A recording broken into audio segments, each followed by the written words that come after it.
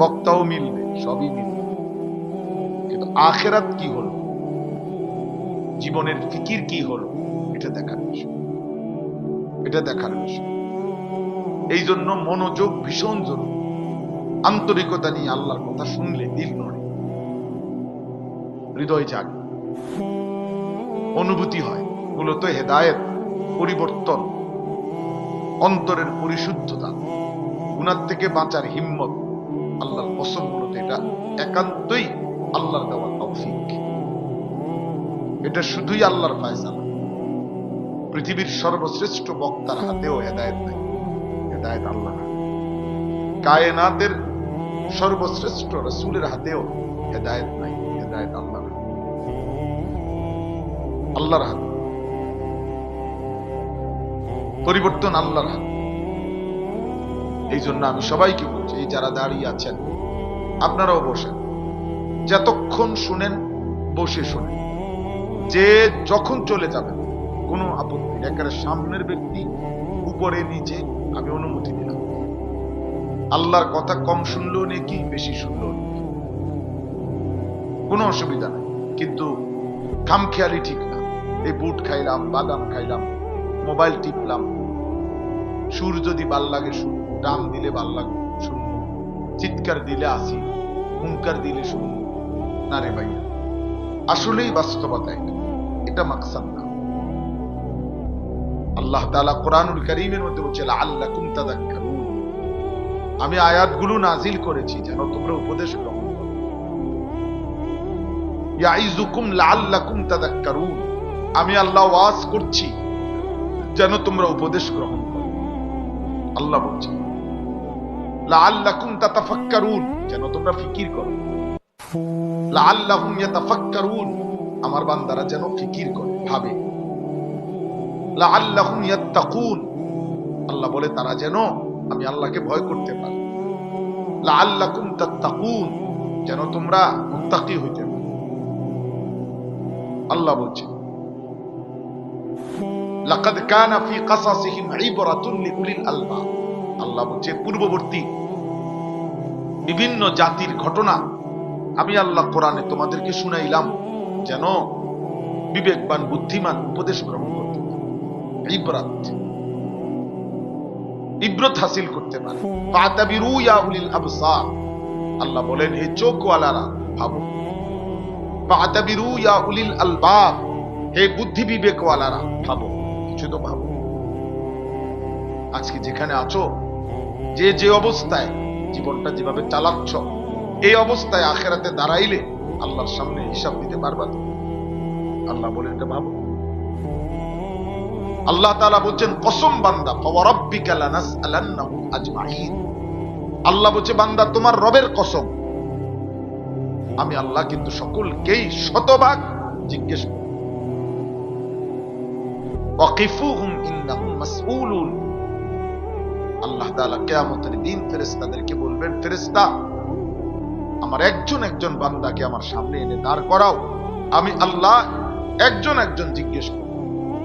আমার 60 বছর আমাকে হিসাব দাও বান্দা, আমার 40 বছর আমাকে হিসাব, আমার একটা একটা খাবারের লোকমান হিসাব আমার প্রতি নিঃশ্বাসের হিসাব বান্দা আমার, আমি যা দিয়েছি তা আমারে বুঝায় দাও, তোমার থাকলে তুমি রাখো, তোমারটার হিসাব ঠিক আছে তুমি দিও না, আমি যা দিয়েছি তার হিসাব। এখন আল্লাহ তাআলা দেয় নাই আমাদের নিজের, আল্লাহর না, এটা কি এমন কিছু আছে কারো জানার মতো? চারিদিকের যত আয়োজন, আমার মাঝে যত আয়োজন, জীবনের যত আনন্দ, যত উপকরণ, যত সুখ, যত আনন্দ, যত প্রাপ্তি, যত চাওয়া পাওয়া পূর্ণ হলো, সবই তো আল্লাহর দেওয়া, সবই তো আল্লাহর। কি পরিমাণ হিসাব দিতে হবে। লা তাজুলু কাদামা ইবনে আদম মিন ইনদি রাব্বিহি ইয়াউমাল কিয়ামা হাত্তা ইউসআলা আন খামস, নবী সাল্লাল্লাহু আলাইহি ওয়াসাল্লাম বলেন কোন মানব সন্তান আল্লাহ তাআলার সামনে কিয়ামতের দিন 5টি প্রশ্নের উত্তর না দিয়ে এক কদম আগে বাড়তে পারবে না। আন উমরিহি ফীমা আফনাহু, 1 নম্বর আল্লাহ প্রশ্ন করবেন বান্দা আমার দেওয়া হায়াত যাকে আমি যত বছর দিয়েছি কোথায় শেষ করেছ? বলো। ওয়ান শাবাবিহি ফীমা আবলাহু, আমার দেওয়া যৌবন কিভাবে ব্যয় করেছ তা বলো। এজন্য কিশোর যুবক ছেলে 30 বছর, 40 বছর, 14 বছর, 18 বছর, 20 বছর, 25 বছরের নওজোয়ান প্রিয় সন্তান, তুমি মনে রেখো, আল্লাহ প্রত্যেকটা মানুষের হায়াতের জীবনের হিসাব দুইবার।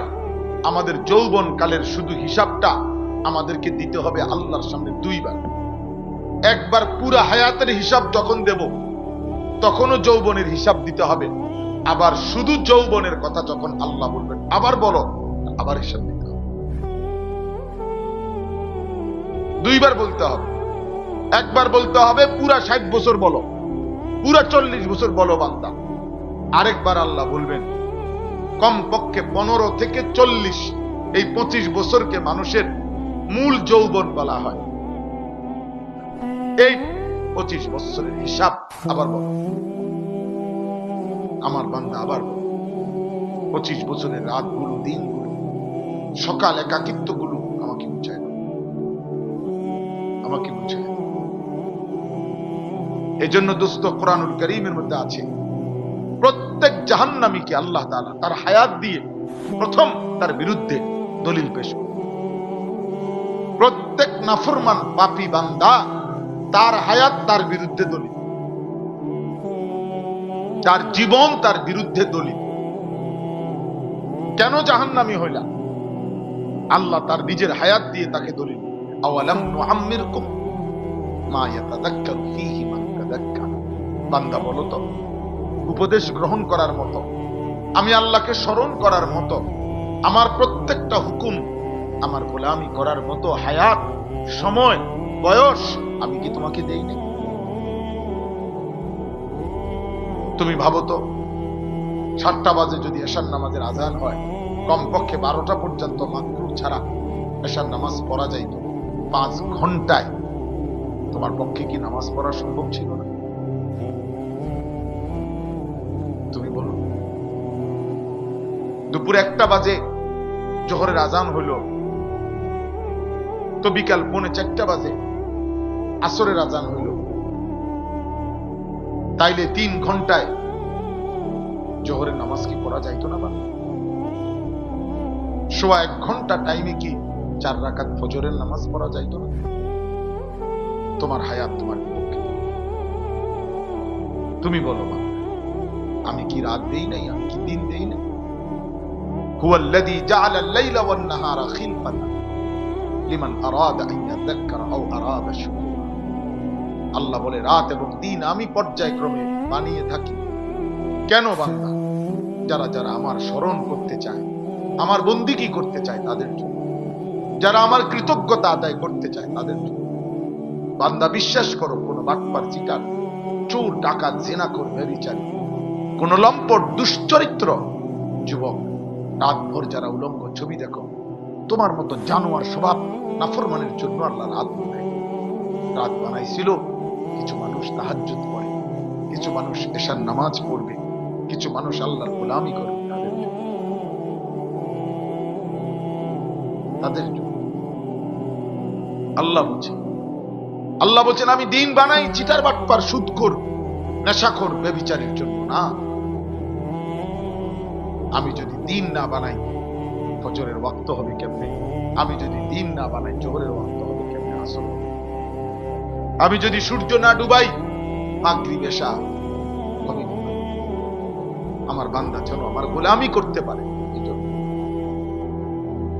এই জন্য দোস্ত, আমি অনুরোধ করছি, সময় লাগুক কিন্তু ভাবেন, এই বক্তার পরিচিতি দিয়ে প্রত্যেক দিন বলি, আব্বা আমার মনে করেন আপনার অনেক যুবক ছেলে চিনো বা কিংবা মহব্বত, তোমার মহব্বত আমার কিচ্ছু আনে, তোমারও কিছু, তুমি তোমার মতো, আমি আমার মতো। তোমার এই সমস্ত ভালোবাসার 2 পয়সার কোনো আমি মনোমুখে দাঁড়াইছি। আমি কোনো নির্বাচনে প্রার্থী না রে বাবা, এটা আমার কোনো নির্বাচনী ক্যাম্পেইন না, আমার কোনো মার্কা নাই, আমি জনপ্রিয়তা দিয়ে করব, আমি ব্যাপক জনসমর্থন দিয়ে করব, আমি সমর্থন দিয়ে। দরকার নাই, আখেরাত দরকার, আখেরাত দরকার। এই জন্য অনুরোধ করলাম আমরা যদি এটা ভাবি, ওয়ালতানজুর নাফসুম মা কদ্দামাত লিগাদ।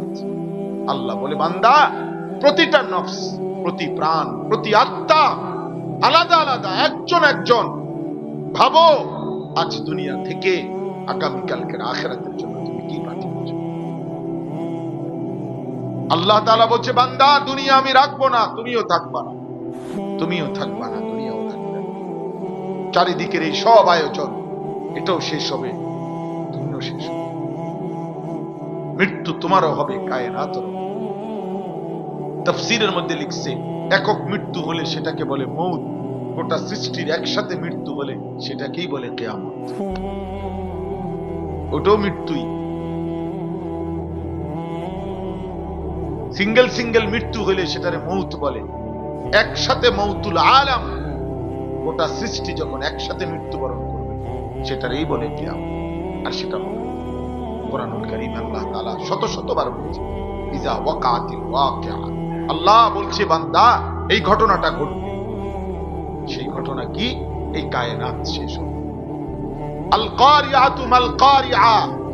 আল্লাহ বলছে বান্দা একটা বিকট ঘন্টা ধ্বনি বাজবে, যে ঘন্টা ধ্বনি বাজলে সমস্ত পাহাড়গুলো তুলার মতো উঠতে থাকবে। তাকুনুল জিবালু কালঈহিনিল মানফুশ।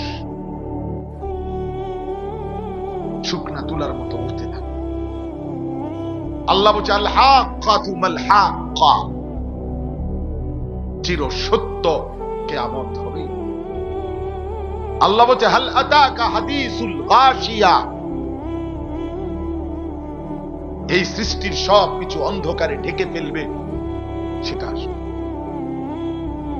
আল্লাহ বলছে লা উকসিমু বিয়াউমিল কিয়ামা। আমি আসমানওয়ালা রব কিয়ামতের কসম করছি বান্দা, আমার কসম মিথ্যা হবে। আল্লাহ বলছে নিজা জুলজিলাতিল আরদু জিলজালাহা। বান্দা আমার জমিন একসাথে কম্পন উঠবে, ভূমিকম্প শুরু হবে। সে কম্পনে আর কেউ কাউকে নিরাপত্তা দিতে পারবে না। এই পরিমাণ আয়াত কোরআন। এজন্য বাবা, ভাই, দোস্ত, নওজোয়ান, কিশোর, যুবক, পর্দার আড়ালের মা বোন, আলাদা আলাদা এই পৃথিবীর যদি আপনার সাথে কেউ না থাকে, খোদার কসম কেউ না থাকে, তবু আল্লাহকে ছাড়া যাবে না। স্বামীর কারণে পারি নাই, শ্বশুরের কারণে পারি নাই, দেবর ননদের কারণে আল্লাহ মানতে পারি নাই, শরীয়তের বিধান মানতে পারি নাই, কোন মুসলমান নারী এত বড় নাফরমানি কথা বলে আখিরাতে মাফ পাবে। কোরআনুল কারীম আল্লাহ বলছে ওয়া ইন জাহাদাকা আলা আন তুশরিকা বিমা লাইসা লাকা বিহি ইলম ফালা তুতি'হুমা ওয়া সাহিবুহুমা ফিদ দুনিয়া মা'রুফা। আল্লাহ বলছে বান্দা তোমার মা বাবা যদি আমি আল্লাহর সাথে শিরিক করতে, কুফরি করতে, আমি আল্লাহর নাফরমানি করতে, তোমার আব্বা মাও যদি বলে, যেই বাবা মার খেদমত, যেই বাবা মার প্রতি উত্তম আচরণের কথা আমি আল্লাহ বারবার বলছি, অবিল ওয়ালিদাইনে ইহসানা, ওয়ালিদাইনে ইহসানা, আমি আল্লাহই বলছি, কিন্তু তবুও বলে রাখলাম আমার নাফরমানি করতে বললে ফালা তুতি'হুমা, এমন বাবা মার নাফরমানি করতে বললে আমার আল্লাহ বলেন সেই বাবা মার কথার অনুসরণ করবে না, তবে স্বাভাবিক ভদ্রচিত আচরণ দুনিয়াতে তাদের সাথে করবে, আল্লাহর নাফরমানি করবে। স্ত্রী দেখাইছে আসিয়া, একজন নারী, সে পৃথিবীতে কিয়ামত পর্যন্তের জন্য বলে গেছে আমি সেই রমণী যার স্বামী ছিল এই পৃথিবীর সর্বনিকৃষ্ট কাফের, ফেরাউনের চাইতে নিকৃষ্ট দাজ্জাল, ফেরাউনের চাইতে বড় বেঈমান, আল্লাহ দ্রোহী, খোদা দাবিদার। কার স্বামী? আসিয়া। সেদিন হাসরের ময়দানে যে মহিলাগুলো স্বামীর কারণে আল্লাহ মানতে পারে নাই, যদি কেউ বলে, হযরতে আসিয়া তার সামনে গিয়ে দাঁড়ায় বলবে তোর স্বামী কি ফেরাউন ছিল?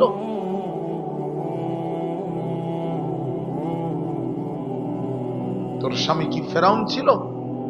আমার স্বামী ফেরাউন ছিল, আমি ফেরাউনের স্ত্রী হয়ে আমি শেষ নিঃশ্বাস পর্যন্ত শাহাদাতের পবিত্র খুন পান করছি, আমি জীবন দিয়েছি, কিন্তু আমি ফেরাউনের মতো বেঈমানের ঘরে থেকেও ঈমান হেফাজত করে কবর দিয়েছি। কি বিষয়? তোমার স্বামী ফেরাউন বলে। কোন স্বামী স্ত্রীর কারণে পারি নাই। হযরত নূহ আলাইহিস সালামের স্ত্রী 950 বছরের নবী নূহ, মৃত্যু পর্যন্ত নূহ আলাইহিস সালামের স্ত্রী বেঈমান ছিল। হযরত লূত আলাইহিস সালামের স্ত্রী মৃত্যু পর্যন্ত, আল্লাহর আযাব আসা পর্যন্ত বেঈমান ছিল।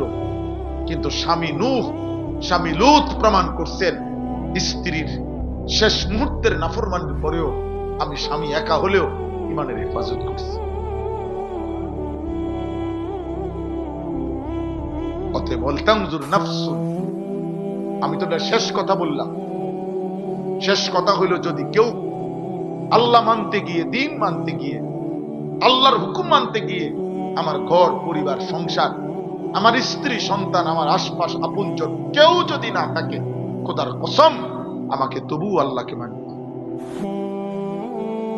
এজন্য বন্ধু আমার, দোস্ত আমার, সাথী আমার, প্রিয় ভাই আমার, সব ছাড়া যায়, মালিক ছাড়া যায়।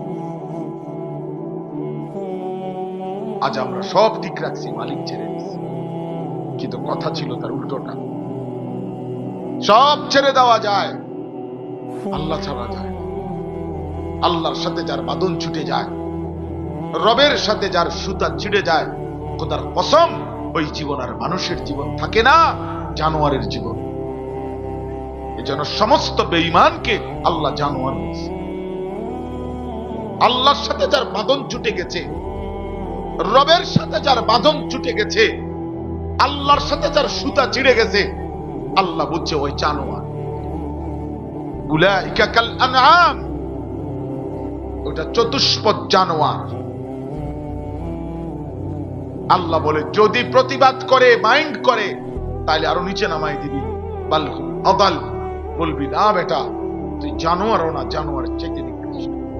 তুই কুত্তাও না বেটা, কুত্তার চাইতে নিকৃষ্ট। তুই শুকরও না বেটা, শুকরের চাইতে নিকৃষ্ট। কারণ মানুষ এবং জানোয়ারের মাঝখানে কোনো প্রাণী নেই। লোকটা মানুষও না, ছাগলও না, মাঝখান দিয়ে কিটা নাই, মাঝখানে কিছু নাই। লোকটা মানুষও না, শুকরও না, মাঝে দিয়ে কিছু নাই। লোকটা মানুষও না, কুকুরও না, মাঝে দিয়ে কোনো প্রাণী নাই। তাহলে হয় মানুষ, নয় জানোয়ার, নয় জানোয়ার। জানোয়ারের উপরে, মানুষের নিচে, মাঝখান দিয়ে কিছু বলার সিস্টেম নাই। এই জন্য সিজদাবিহীন যুবক সারাদিনে 1 ওয়াক্ত নামাজ, 5 ওয়াক্ত নামাজের 1 ওয়াক্ত নামাজ তোরা যারা পড়লি না, এই নওজোয়ান, তোদের যাদের কপালে একটা সেজদা নাই, তুই যদি মানুষের বাচ্চা হস, এখন দাঁড়ায়া প্রমাণ কর। আমি শুনতে চাই তুই কিভাবে মানুষের বাচ্চা। এখন দাঁড়া, এখানে আমার বিচার হইব। দাঁড়া, এখন দাঁড়া। মুসলমানের বাচ্চা তো পরে বেটা, তুই মানুষের বাচ্চা কিনা প্রমাণ কর। দাঁড়া বেটা, তোরে মানুষের বাচ্চা বলতে হবে কেন? তোকে জানোয়ার বলবো না কেন? তুই প্রমাণ কর, প্রতিবাদ কর। এখন তোর হিম্মত থাকলে এমন মালিক ছাড়লি কেন? বলো আব্বা, বলো বাবা, নওজোয়ান বলো। 16 বছর বয়সে এত বড় গাদ্দার হয়ে গেলাম। আরে বাপরে বাপ, ইবলিস তো 16 বছর বয়সে গাদ্দার। ইবলিস তো এত বড় ইবলিস না। ইবলিস কি আল্লাহ নাফরমানি করতে 16 বছর বয়সে? ওই তো 16 বছর বয়সে আল্লাহকে একটা সেজদা দেয়।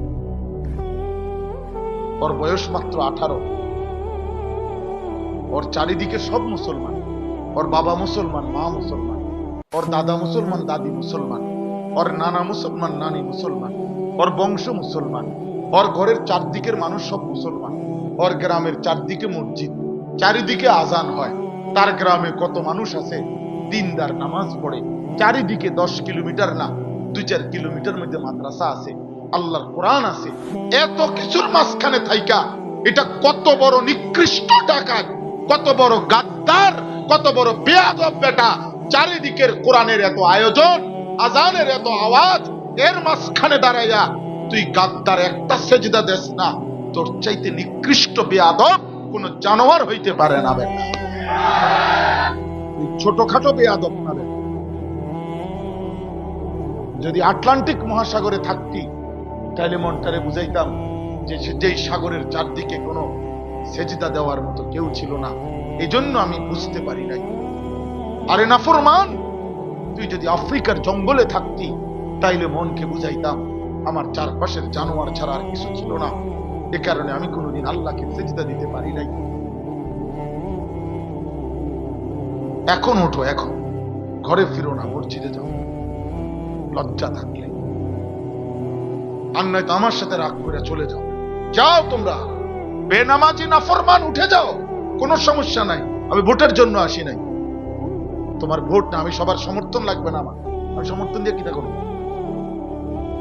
যাও, চলে যাও রাগ করে। কও তুমি কইতে কইতে যাও, আমনের মতো হুজুরের ওয়াজ শুনলাম না, আমিও বললাম তোমার মতো বেড়াইতে বললাম, যা। তুমি তো আল্লাহর দুশমন, তুমি তো ইসলামের দুশমন, তুমি মুসলমানের কলঙ্ক, তুমি মুসলমানের অপমান। বেঈমান তোমারে দেখে হাসে, মুশরিক তোমারে দেখে হাসে। কোন ইমানদার মুসলিম পরিচয় দেবার পর যখন সেজদা দেয় না, তো ইহুদির বাচ্চা বলবে কিরে তে না বলে তবু মুসলমান বলে। কোন খ্রিস্টানের বাচ্চা বলবে কিরে তে না বলে তুই না করলি তারা, তে তবু মুসলমান বলে। আল্লাহ তো তোদের ধর্ম তো তোদের কাছেই পরিত্যক্ত, আমরা গ্রহণ করবো কেন? হযরত মাওলানা তারিক জমিল সাহেব বলছিলেন, হযরত বলছিলেন আমি ইউরোপের একজন ভদ্র বিবেকবান একজন লোককে বলেছিলাম, ইসলামের দাওয়াত দিয়েছিলাম। তখন আমি কথার প্রসঙ্গে বললাম আমাদের ধর্মে চরিত্রের পবিত্রতার জন্য মদ, জুয়া এগুলো খাওয়া, ব্যবহার করা, মদ জুয়া খেলা চিরতরে নিষিদ্ধ, হারাম। হযরত মাওলানা তারিক জমিল সাহেব বলছিলেন, ইউরোপের সেই ভদ্রলোক আমাকে বলেছিল, হে মুসলিম, কথা সাবধানে বলো, আমি তোমাদের মুসলিম দেশের নাম বলছি, আমি ইচ্ছা করে নাম বলতেছি না। মুসলিম দেশে গিয়ে পৃথিবীর সবচেয়ে দামি মদ তোমাদের মুসলিমদের সাথে একসাথে বসে খাইছি, তুমি আমার কাকে শোনাচ্ছ? কথা সামনে বলো। হযরত মাওলানা তারিক জমিল সাহেব বলছিলেন যে আমি মাথা নুয়ে ফেলছি, আমি চোখ দিয়ে পানি ছেড়ে দিয়ে বলছি, হায় আমার স্বজাতির কারণে বিজাতিকে ধর্মের দিকে আনতে পারে।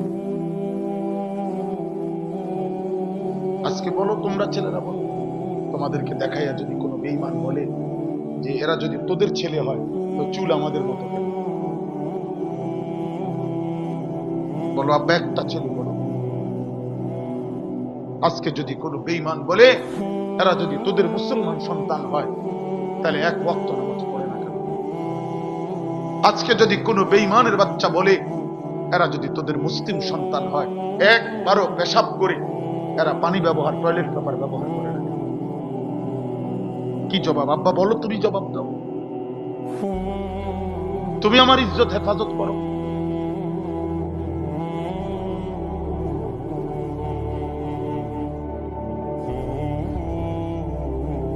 এই জন্য বাপ, এটা তো দুনিয়ার অপমান আছেই, আখিরাত। এরপরে তো দুনিয়া মনে করেন ঠিক আছে, কুফর করে, শিরিক করে, নাফরমানি করে, আল্লাহর অবাধ্যতা করে যাবতীয় পাপ। আমি দেরি করছি না, এই শেষ আর অল্প একটু।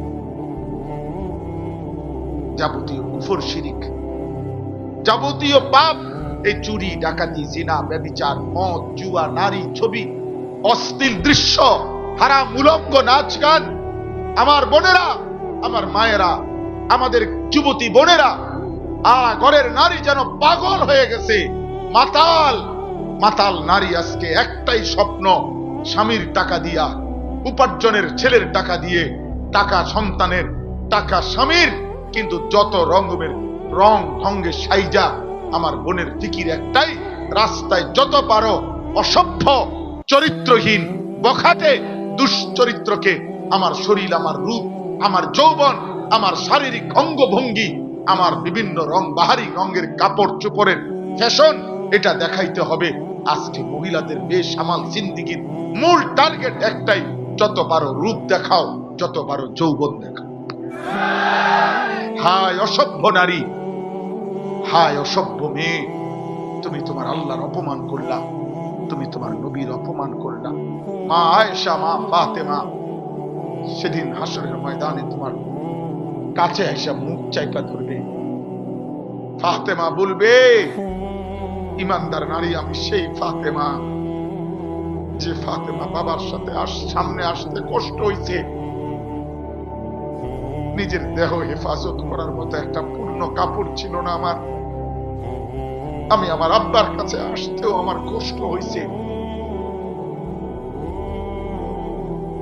যে ফাতেমা স্বামীকে বলছে, স্বামী আমার ইন্তেকাল যদি রাত হয়, আমার জন্য ফজর পর্যন্ত আমার দাফন অপেক্ষা করো না, আমার রাতের আধারে আমার সন্তানদেরকে সাথে নিয়ে দাফন করে দিও। পৃথিবীবাসী যেন মৃত্যুর পরেও দেখতে না পায়, আন্দাজ করতে না পারে ফাতেমার লাশ দেখো যেন না বুঝে ফাতেমা কতটা লম্বা ছিল।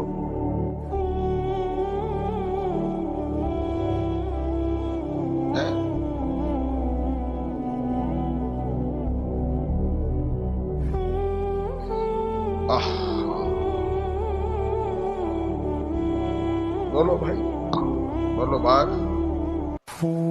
60 বছর ধরে এখনো যারা মিথ্যা ওজনে কম দেন, 2 নম্বরই ব্যবসা করেন, সুদের লেনদেন করেন, কিস্তি লেনদেন করেন, বয়স হয়ে গেছে এখনো দিনের পর দিন বিড়ি সিগারেট খান, আখিরাতের কথা একবারও মনে পড়ে না? কবরে যাবেন না? জাহান্নামে জ্বলতে হবে? জাহান্নাম মামুলি মনে করছে? জাহান্নাম চুলার আগুন মনে করছে? জাহান্নাম লাকড়ির আগুন মনে করছে? ইয়াউমা তুকাল্লাবু ওজুহুহুম ফিন্নার ইয়াকুলুনা ইয়া লাইতানা আতানা আল্লাহ ওয়া আতানার রাসূলা।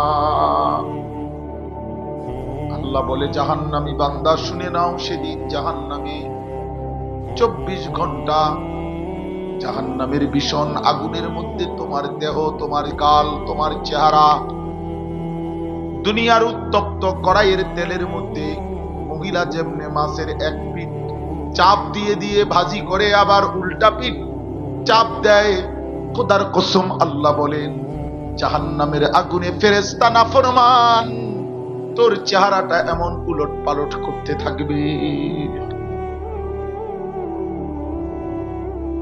ইয়াউমা তুকাল্লাবু ওজুহুহুম ফিন্নার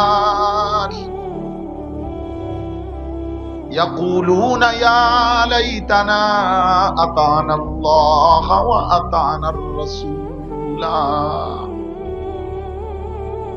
আর প্রতি সেকেন্ড সেকেন্ড জাহান্নামী চিৎকার দিয়ে বলবে, হায় আমার আফসোস, আমি যদি আল্লাহ এবং রাসূলের আনুগত্য করতাম। আল্লাহ কোরআনে বলেন, ওয়ালাউ শি'না লাআতাইনা ওয়ালাউ তারা ইদিল মুজরিমুনা নাকিসু রুউসিহিম ইনদা রাব্বিহিম রব্বানা আবসারনা ওয়া সামি'না ফারজি'না না'মাল সালিহান ইন্না মুকিনুন। আল্লাহ বলে, বন্ধু নাফরমান হাসরের ময়দানে দাঁড়িয়ে যখন জাহান্নামের দিকে তাকাবে, জাহান্নামের আযাবের দৃশ্য দেখবে আর শুনবে, চিৎকার দিয়ে আল্লাহর সামনে মাথাটা নুয়ে লজ্জায় অপমানে বেইজ্জতি আর লাঞ্ছনায় মাথা নুয়ে আল্লাহর সামনে বলবে, আল্লাহ আজ হাসরের ময়দানে আমি সব দেখলাম, সব শুনলাম, সব বিশ্বাস করলাম মাওলা, একটা বারের জন্য দুনিয়ায় আমারে ফেরত পাঠান, এবার গেলে আমি সবগুলো নেক আমল করব। আল্লাহ বলবেন, না বান্দা, আমি চাইলে তো দুনিয়াতেও পারতাম। ওয়ালাউ শি'না লাআতাইনা কুল্লা নাফসিন হুদাহা। আল্লাহ বলেন, আমি চাইলে দুনিয়ায় থাকতেই প্রত্যেককে বাধ্য করে আমার আনুগত্য করাইতে পারতাম। পারতেন? বলে না পারতেন? আজকে সবাইকে, আমাদের এখানে যারা বসলাম, আমাদের প্রত্যেককে সেজদা দেওয়াইতে আল্লাহর পক্ষে সম্ভব? পারবেন তিনি? ওয়ালাউ শাআ রাব্বুকা লাআমানা মান ফিল আরদি কুল্লুহুম জামিআ। আল্লাহ বলে, বন্ধু, আপনার রব যদি চাইতেন তো জমিনের সবাইকেই তিনি আল্লাহ তৎনগত দুনিয়াতেই হেদায়েত দিতে পারতেন। ঈমান আনতো। ফালাউ শাআ লাহাদাকুম আজমাইন। আল্লাহ বলেন, আল্লাহ চাইলে তো সকলকেই হেদায়েত দিতে পারেন। পারে কিনা? ফাইন্নাল্লাহা ইউদিল্লু মান ইয়াশা ওয়া ইয়াহদি মান ইয়াশা ওয়ালা তাযহাব নাফসাকা আলাইহিম হাসারাত। আল্লাহ বলে, বন্ধু শুনেন, আমি ইচ্ছে করিলে যাকে চাই তাকে পথভ্রষ্ট করি, আমি যাকে চাই তাকে হেদায়েত দিয়ে দেই। কাজে আপনি শুধু মেহনত করেন, আপনি শুধু দাওয়াত দেন, কারো ঈমানের জন্য, হেদায়েতের জন্য আফসোস করে করে আপনি নিজের জীবন শেষ কইরেন না। আপনি বলতে থাকেন। বহু আয়াত আছে কোরআনে, বহু আয়াত। আবু তালেবকে নবী সাল্লাল্লাহু আলাইহি সাল্লাম মৃত্যুর সময় 38 বছর নবীর সুখে দুঃখে অভিভাবক ছিলেন আবু তালেব। 38 বছর, 12 বছর থেকে 50 বছর। নবীজির বয়স যখন 50, তখন আবু তালেব ইন্তেকাল করছে। আর নবীজির বয়স যখন 12, তখন আবু তালেব নবীজির দায়িত্ব হাতে নিয়েছে। আব্দুল মুত্তালিব ইন্তেকাল করছে। এই 38, 12 থেকে 50, 38 বছর পরেও 40 থেকে 50, এই 10 বছর টানা নবী কালেমার দাওয়াত দিছে, ঈমান আনে নাই। 38 বছর পরেও যখন ইন্তেকালের মুহূর্ত, বুখারীর রিওয়ায়াত সাঈদ ইবনুল মুসাইয়াব থেকে বর্ণিত, আল্লাহর নবী মৃত্যুর পূর্ব মুহূর্তে আবু তালেবের পাশে বসে বলছেন, কুল লা ইলাহা ইল্লাল্লাহ কালিমাতান আশহাদু লাকা বিহা ইনদাল্লাহ। চাচা, ইয়া আম, চাচা রে, একবারের জন্য চাচা কালেমাটা পড়েন, আমি ওয়াদা দিলাম, আমি ভাতিজা মুহাম্মদ আপনার এই কালেমার পক্ষে আল্লাহর সামনে আপনার জন্য সাক্ষ্য দেব। হাদিসের মধ্যে আছে, আবু জেহেল এবং উমাইয়া ইবনে খালফ, এই দুই বেঈমান আবু তালেবের পাশে বসা ছিল। উমাইয়া ইবনে খালফ, এই বেঈমান, সে বলতেছিল, আতারগাবু আন মিল্লাতি আব্দুল মুত্তালিব। এই আবু তালেব, দোস্ত, তুই আমাদের সমবয়সী, সারাটা জীবন একসাথে চললাম, আজ বুঝি মৃত্যুর সময় তোর বাবা আব্দুল মুত্তালিবের ধর্ম, পৌত্তলিকের ধর্ম ছেড়ে দিবি? বা কস কি দোস্ত, এই বন্ধুত্ব শেষ করে দিবি এই মৃত্যুর সময়? হাদিসের শব্দ হলো, ফালাম ইয়াজাল রাসূলুল্লাহ সাল্লাল্লাহু আলাইহি ওয়াসাল্লাম ইয়ারিজুহা আলাইহি ওয়া হুয়া ইউঈদুহু তিলকাল মাকালা। একদিকে নবী বারবার কালেমা বলতেছেন, আরেকদিকে উমাইয়া ইবনে খালফ বারবার আব্দুল মুত্তালিবের কথা মনে করাইতেছিল যে ছেড়ে ছাড়িস না দোস্ত।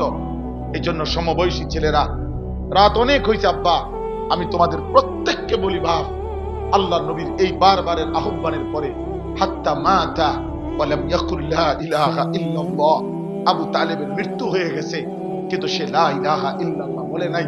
এই সমবয়সী আবু জেহেল এবং উমাইয়া ইবনে খালফ, এই এক হমাইন্না দোস্ত, এই দুই বেঈমান আবু তালেবকে শেষ পর্যন্ত ঈমান আনতে দেয় নাই। এজন্য সমবয়সী অধিকাংশ নষ্ট করে দেয়, সমবয়সী বরবাদ করে দেয়, সমবয়সী চরিত্রহীন করে দেয়, সমবয়সী নাফরমান বানায় দেয়। তোমার চাইতে বড় কাউকে অনুসরণ করলে হেদায়েত পাওয়া যায়। জন্য সব বুদ্ধি তোমার ক্লাসমেট, তোমার সময়নার থেকে নিও না। ওই তোমারে ভালো বলছে, দোস্ত তোরে সেরকম লাগে, তোরে ভাল লাগে, তোরে দারুণ লাগে, এই বাটপাড়ের কথায় তুমি চলবে। ওই তোমারে মদের আড্ডায় নিয়ে শেষ করে দিবে। ওই তোমার ওই যে প্রতিবন্ধী কয়েকজন হাসে, এই যে কয়েকজন প্রতিবন্ধী আরো বুঝছে আম করে কর হিসাব বুঝেন নাম নে। হ্যাঁ, মূল বিষয় এটাই। অসভ্য হাসে, বুঝে সে, এটা আমারে বলছি। আমি তো নষ্ট করেছি আমার বন্ধু। এটাই বাস্তব। অসংখ্য ছেলে এটা বুঝে যে হ্যাঁ, আমার হাতে আমি কত ছেলেরে নষ্ট করছি, আমার কত বন্ধুরে আমি উলঙ্গ ছবি দেখাই না, আমার কত বন্ধুরে আমি নর্তকী দেখাই না, আমার কত বন্ধুকে আমি মদের আড্ডায় নিয়ে গেছি, জুয়ার আড্ডায়।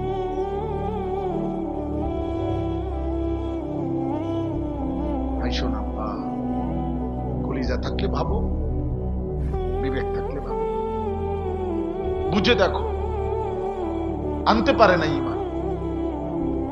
আহা, হাদিসের মধ্যে আছে। এরপরে শেষ কথাটা বলতেছিলাম এটার যে নবীজি তখন মৃত্যুর পরে আবার বলছি, চাচা লা আস্তাগফিরান্না লাকা মা লাম উনহা আনকা, যতক্ষণ আল্লাহ নিষেধ না করবে আমি আপনার জন্য আল্লাহর কাছে ক্ষমা প্রার্থনা করব। নবীজি আবার হাত উঠাইছেন। এই কথাটা খেয়াল করে দেখেন। নবী চাচা আবু তালেবের জন্য হাত উঠাইছেন, আল্লাহ আমার চাচারে মাফ করে দেন।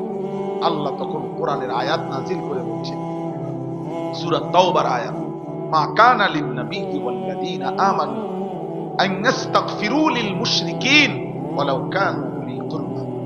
বন্ধু, কোন নবী কিংবা কোন ঈমানদারের জন্য অনুমতি নাই কোন মুশরিক বেঈমান নিকটাত্মীয় হলেও তার জন্য আমি আল্লাহর কাছে ক্ষমা প্রার্থনা করা, এই অনুমতি। হাত নামা, হাত নামা। আপনি বুঝতেছেন আপনারা যে রাসূলুল্লাহ, আরে আল্লাহ তাআলা কার হাত নামাইছে? বুঝছেন উনি কেটা? চিনছেন? কথা বুঝেন নাই। কাকে হাত নামাইতে বলছে বুঝছেন? কে উনি? আল্লাহর কলজা, কলজা, মালিকের কলজার টুকরাটা, আল্লাহর হাবিব তিনি, আল্লাহর মাহবুব তিনি। এই কায়নাতে তার চাইতে বেশি প্রিয় ওই রবের কাছে কে? ও উনারে বলছে বেটা হাত নামান, উনারে বলছে হাত নামান। বেঈমানের জন্য হাত তুলবেন, মুশরিকের জন্য হাত তুলবেন। নূহ আলাইহিস সালাম ওনার ছেলের জন্য হাত তুলছিলেন, আল্লাহ বলছে হাত নামান। ফালা তাসআলনি মা লাইসা লাকা বিহি ইলম ইন্নী আইযুকা আন তাকুনা মিনাল জাহিলিন। নূহ আলাইহিস সালামের ছেলে কেনান যখন ডুবে যাচ্ছিল, ছেলের জাহান্নামের কথা চিন্তা করে নূহ আলাইহিস সালাম হাত তুলছিল, আল্লাহ আমার ছেলে। আল্লাহ বলছে সাবধান, হাত নামান। যে ছেলে বেঈমান ও আপনার সন্তান নয়। আল্লাহ বলছে নূহ আপনি নবী, আপনি মূর্খদের মতো আচরণ করবেন না, আমি নিষেধ করলাম। আপনি জানেন না আমি আল্লাহ তাআলা বেঈমানের জন্য দোয়া কবুল করি না? আপনি জানেন না? কেন চাইলেন? হাত নামান। কোরআন কারীমে আছে সূরা হুদের মধ্যে নূহ আলাইহিস সালাম হাত নামাইয়া আল্লাহর কাছে মাফ চাইছে আর বলছে আল্লাহ আমার ভুল হয়ে গেছে, আমি সন্তানের ভালোবাসায় আমার সন্তান জাহান্নামের আগুনে জ্বলবে এ কথা মনে হয়েছে আর আমার হুঁশ ছিল না, এই জন্য আমি হাত তুলে ফেলছি। মাওলা আমি ঠিক করি নাই। ওয়া ইল্লা তাগফিরলি ওয়া তারহামনি আকুন মিনাল খাসিরিন। আপনি যদি আমারে মাফ করে না দেন আমি নিজে নবী হয়েও ক্ষতিগ্রস্তদের অন্তর্ভুক্ত।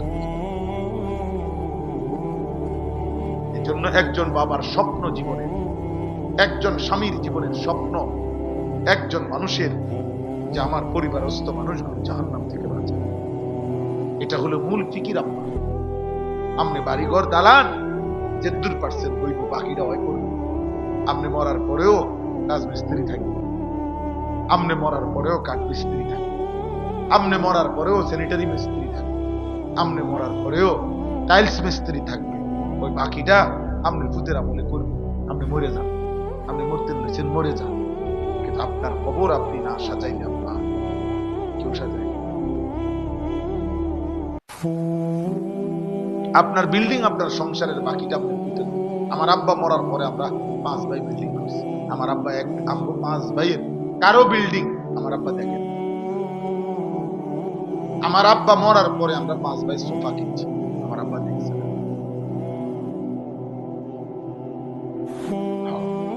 টাইলস কিচ্ছু টাইলস কোনো আশ্চর্য কিছু না, এটা লাগাইলে টাইলসে মানুষের মধ্যে পেশাব করার, টাইলসে মানুষের পেশাব করে, টাইলসে বাচ্চা মুতে হাঁটতে হাঁটতে মুতে, ছোট ছোট বাচ্চা টাইলসে মুতে না, হাঁটতে হাঁটতে মুতে না। টাইলস কি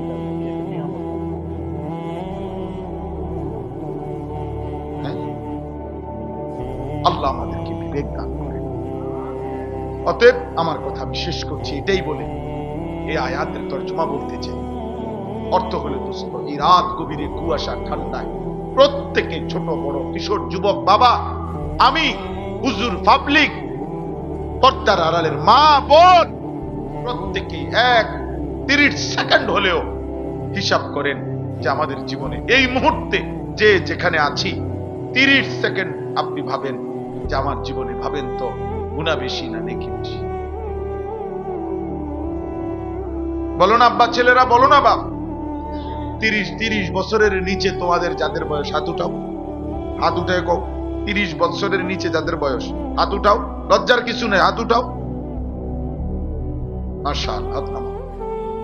তাইলে বলো ভাই, গুনাহ বেশি না নেকি বেশি? তো চোখ বন্ধ করে ভেবে আল্লাহ বলছে, বান্দা গুনাহ বেশি, ঘাবড়ায় না, এখনো তো হায়াত আছে, সুযোগ আছে, এখনো আজরাইল আসে নাই, বান্দা সুযোগ আছে, এখনই মাফ চাও, এখনই মাফ চাও।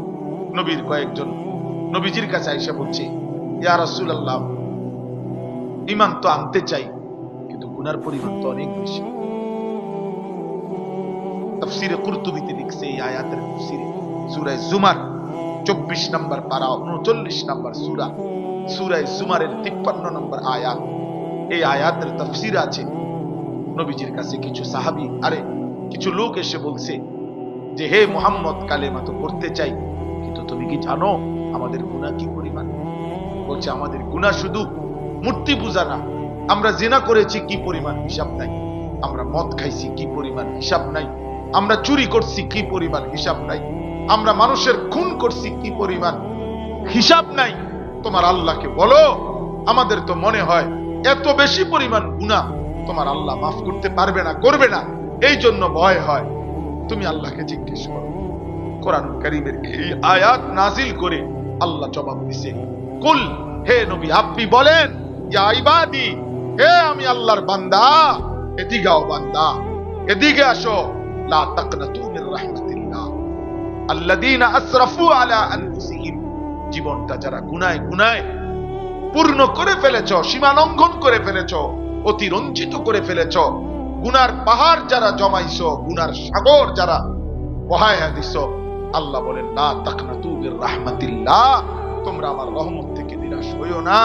আমি আল্লাহ ওয়াদা দিলাম, ইন্নাল্লাহা ইয়াগফিরুয যুনুবা জামিআ, কুফর, শিরক, নিফাক, কবিরা, সমস্ত গুনাহ আমি আল্লাহ, আমার দিকে ফিরে আসো, কালেমা গ্রহণ করো, তওবা করো, আনুগত্য করো, আমি ওয়াদা দিলাম সব মাফ। কুল ইয়া ইবাদিয়াল্লাযীনা আসরাফু আলা আনফুসিহিম লা তাকনাতু মির রাহমাতিল্লাহ, রাত গভীরে 1 ফোঁটা চোখের পানি ফেলো বান্দা, পেছনের গুনাহ স্মরণ করে ছেড়ে দাও, আর করবে না, ওয়াদা দাও, লজ্জিত আর অনুতপ্ত হয়ে মাফ চাও।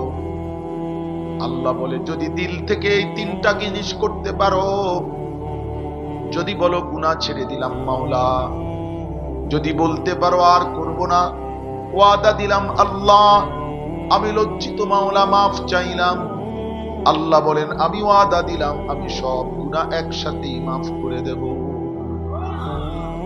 ইন্নাহু হুয়াল গফুরুর রহিম, আল্লাহ বলে, কেন মাফ করব না বান্দা, সবচাইতে বড় ক্ষমাশীল তো আমি আল্লাহ, রাহিম আমি দয়াশীবান, আমি তো গফুর, আমি তো রাহিম, আমি মাফও করব, দয়াও করব। আমি শুধু মাফ করে ছেড়ে দেব না।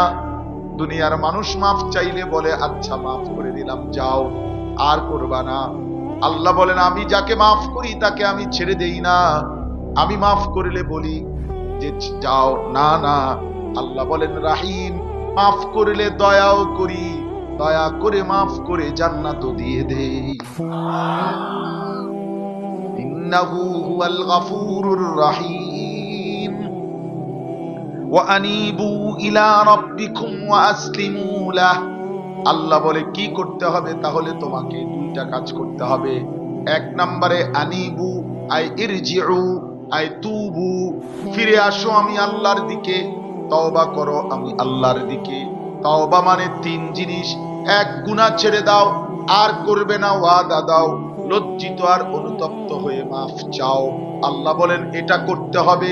শিরিক করতা ছেড়ে দাও, কুফর করতা ছেড়ে যাও, বিদআত করতা ছেড়ে দাও, নেফাকি করতা ছেড়ে দাও, কবিরা গুনাহ করতা ছেড়ে দাও, একটা একটা পাপ গুনাহ করতা ছেড়ে দাও, আর করবা না ওয়াদা দাও, লজ্জিত হয়ে মাফ চাও। আর কি করতে হবে? আসলিমু লাহু, নতুন করে এখন থেকে আমি আল্লাহর যাবতীয় আদেশ নিষেধের আনুগত্য করো। আল্লাহ বলেন এই দুইটা তুমি বুঝিয়ে দাও, আমি আল্লাহ আমার মাগফিরাত তোমার হাতে তুলে দেব। এই জন্য দোস্ত, তওবা মানে, ইস্তিগফার মানে, মাফ চাওয়া মানে শুধু কেবল মুখে বললাম মাফ চাই না রে আব্বা, আল্লাহর কাছে বুঝাই দিতে হবে, দুনিয়ার হুজুরের কাছে বললে হবে না।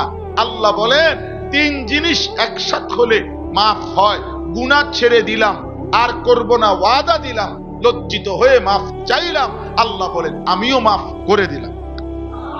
তা আমি দিল চাইবো, দিল থেকে বুঝে নেব। এই জন্য আল্লাহ বলেন মিন ক্বাবলি আন ইয়াতিয়াকুমুল আযাবু সুম্মা লা তুনসারুন। আল্লাহ বলেন এই দুই কাজ, এক নম্বরে তওবা, দুই নম্বরে আমার হুকুমের আনুগত্য। এক নম্বরে তওবা, ইনাবাত, রুজু, তওবা। দুই নম্বরে আমি আল্লাহর কথার আত্মসমর্পণ করো। ওই সময়ে, যেই সময় মৃত্যু না আসে, মৃত্যু আসার আগে আগে, মৃত্যু এসে গেলে সুম্মা লা তুনসারুন, আর কিন্তু সাহায্য করা হবে না। ওয়াত্তাবিউ আহসানা মা উনজিলা ইলাইকুম মির রাব্বিকুম মিন ক্বাবলি আন ইয়াতিয়াকুমুল আযাবু বাগতাতান ওয়া আনতুম লা তাশউরুন। আবারো বলছে আল্লাহ, বান্দা আবারো বলছি, আমি আল্লাহ সবচেয়ে সুন্দর সর্বশ্রেষ্ঠ যেই কিতাব তোমাদের জন্য নাজিল করেছি, এই কোরআন, তোমরা তার অনুসরণ করো। আযাব আসার আগে মানে মৃত্যু আসার আগে, বাগতাতান, হঠাৎ, ওয়া আনতুম লা তাশউরুন, যা তুমি বুঝতেও পারবে না। কখন যেন হঠাৎ মৃত্যু এসে যাবে, সেদিন তুমি আর তওবাও করতে পারবা না, আনুগত্য করতে পারবা না, সেজদাও দিতে পারবা না। আর অনন্তকাল সেই কবর থেকে নিয়ে আফসোসে করবা, আফসোস করবা, কিন্তু কোনো আফসোসে আর দুনিয়ায় ফিরতেও পারবে না। আমি আল্লাহর সেজদাও দিতে পারবো।